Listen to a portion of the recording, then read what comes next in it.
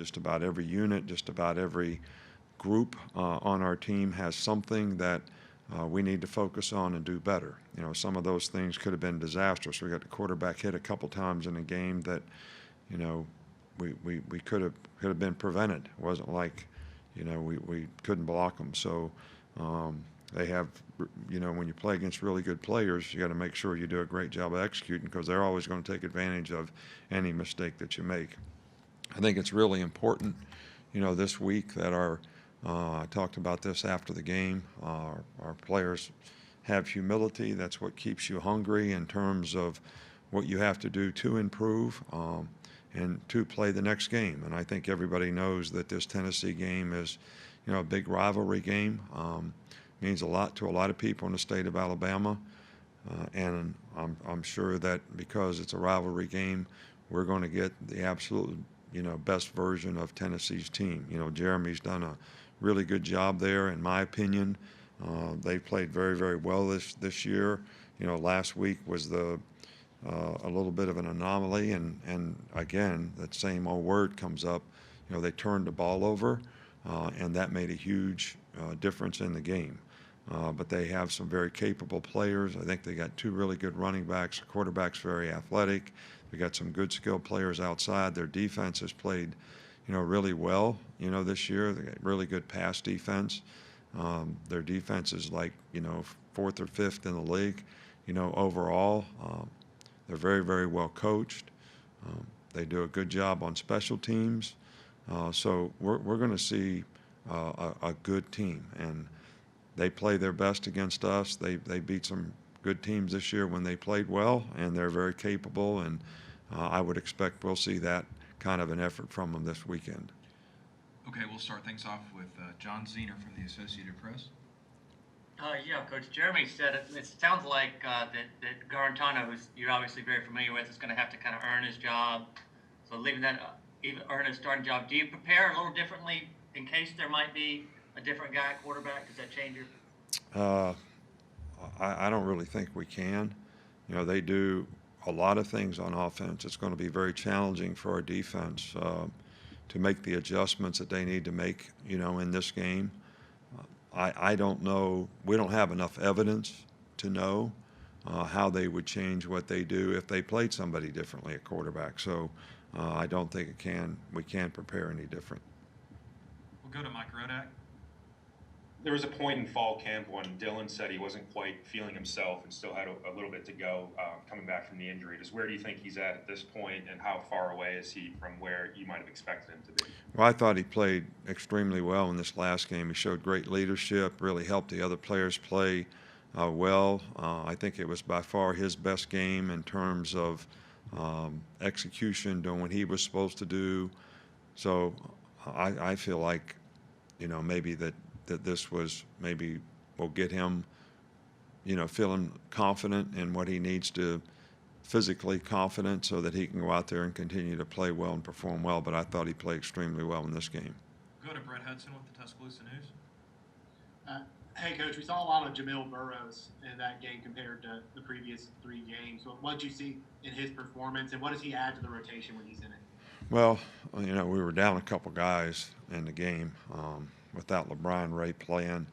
And, you know, that made us sort of give Jamel turns in practice. But he was doing a great job on the scout team. They were having a tough time blocking him over there. So we said, who's the next man up? So then, you know, we have another guy go down in the game, and, you know, it made us a little short. So we're going to continue to try to work him in, and hopefully he can continue to make progress. Go to Charlie Potter. Hey, Coach, just want to ask you for your thoughts on Will Riker's performance Saturday, especially that 52-yard field goal. Well, he's the special teams player of the week this week, so, you know, he's done a really good job consistently kicking. Extra points, field goals have been good, practice and games. We're not doing as good a job, and it's not just him. We've worked different guys kicking off. We're not getting the ball where we need to get it, and we're not getting the kind of coverage we need to get, and that was a little bit of an issue in the last game for us, and that's one of the things we need to really work on improving this week. Okay, let's let's go to Michael Casagrande with AL.com. Yeah, Nick, there was a video after the game, the celebration in the locker room. It looked like a pretty emotional scene. It was later deleted, but what was that moment like for you, and how do you describe that time? Well, it was an emotional game. I mean, it was a big game. I love seeing the players have fun and enjoy themselves when, they feel a sense of accomplishment, because we had a tremendous amount of respect for Georgia and the kind of team they had and what it was going to take to, have a chance to be successful against them. And they were just really excited, and I was really happy to see them excited. We've won games around here where we go in the locker room and, everybody just kind of, this is what everybody expects. And I hate that. I hate to see that. I think everybody should enjoy every win. They're hard to come by. The expectation sometimes gets to be that, yeah, well, you're Alabama, so you're supposed to beat this team, and if you don't beat them a certain way, then that's not good enough. And I don't really think that's fair to the players. These guys work hard. They put a lot into it. And I love to see them enjoy themselves when they have success. So I was very, very happy to see the players so happy. Go to Tony Sakalas.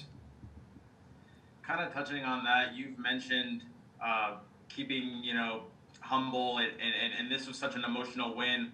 What about your team do you feel is going to be able to handle that based on what they've already shown this year? I really don't know if they can handle it, so we'll see if they can handle it. I haven't seen them since the game. I'm going to see them at 1:30 today, and we'll see how they work this week and how they play in the game. So I don't know how they're going to handle that. Hypothetical questions, I don't have a crystal ball. I hope they have enough maturity to handle it the way they need to, but we won't know until we practice all week, until we see how they play in a game. Go to Steven. First off, Coach, it was great seeing you back out there on the field over the weekend. And I guess for my question, Miller Forrestall started to catch even more passes in this offense. Where have you seen him become a more complete tight end? Well, I think Miller's always played really well for us. We just had so many good skill guys around him that he hasn't had a chance to get the ball as much. But I think, the way people are trying to play us now to take away Smitty, Waddle, Jonathan, that, the tight end has more opportunities, and we certainly hope to take advantage of those. But, Miller's always been a really consistent player. He's very smart. He understands exactly what his role is and exactly what he needs to do to help the offense function, and has been very efficient and effective for us. So I'm happy to see that he is getting more involved in the passing game, and I think that's something that could be helpful to us in the future as well. We'll go to David Pascal in Chattanooga. Hey, Nick. Last year, obviously, Tennessee showed you tangible evidence of their improvement under Jeremy, winning 8 games, and they almost had you one possession game in the fourth quarter. Have you seen continued improvement from Tennessee this year, or is that kind of difficult given that they played 10 really good quarters and the last 6 quarters have kind of been nightmarish because of the turnovers?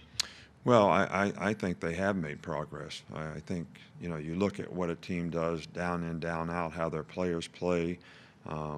They're playing with a lot of effort, toughness. They're very well coached. They're in the right spots. But I think when you turn the ball over in this game, I don't care if it's us or them or whoever it is, it's really hard to overcome. We do a little chart every week and show our players the record of every team in the country who's +3, +2, -3, -2, 0 turnovers. And all you have to do is look at that chart, and it's very telling in terms of the impact that turnovers have on a game. And so I think that's been their issue, and it's not the rest of their team. It's not how they're capable of playing. It's not the progress that they've made. It's just, the taking care of the ball. We'll go to Haley Sutton. Hey, Coach, one of the things we've seen Mac Jones excel in this year is really throwing that deep ball down and finding whichever receiver is open. How important has that been for your offense? Well, I think Mac's done a good job.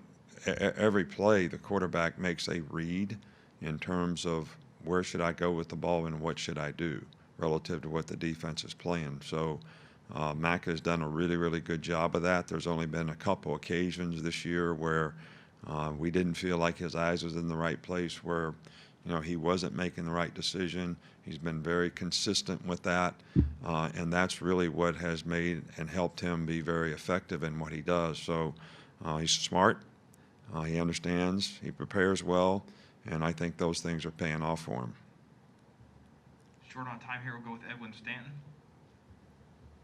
Hey Nick, just a follow-up question on Miller Forrestall. Got hurt on the first play against Georgia.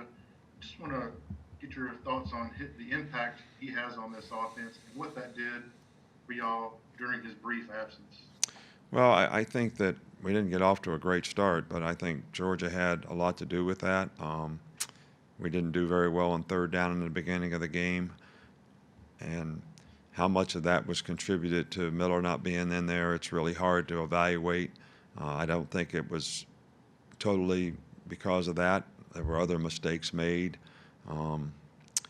whether they were protection issues or something we didn't do right in the passing game, or it was, they played really good and got us covered. So I can't really evaluate exactly. I know how much he means to us from a leadership standpoint, from a consistency and performance standpoint, and how that impacts and affects other players' confidence. But I do think that the other guys that went in the game in his place did a good job. So, they got an opportunity, and I thought they responded fairly well. Okay, we'll finish up with Rick. Harley. Hey, Coach. Rick Harley in Birmingham, Channel 13. Your player pipeline to the NFL is huge. Tua got in the game yesterday for the Dolphins, played just a couple minutes, threw a couple passes. What's it mean to you as a head coach who has seen a kid like that go through such a devastating injury to be playing in the NFL? Just your comments on that. Well, we're always excited and happy for all of our players that they all have dreams of being able to play in the NFL someday, and you're really always happy and proud to, see that dream come to fruition for them. Most guys don't have to go through what Tua went through in terms of the adversity that he had to overcome from an injury standpoint with the hip injury, but he worked hard. He's back to 100%. I'm glad to see that he's getting some opportunity to play now, and I hope that continues, and I hope he does very well. We haven't had anybody in this program since I've been here that's been a better ambassador for the university, a better ambassador for the program than Tua has been. So, our thoughts and prayers are always with him, and we hope that he does extremely well, and it surely won't surprise me if that's the case.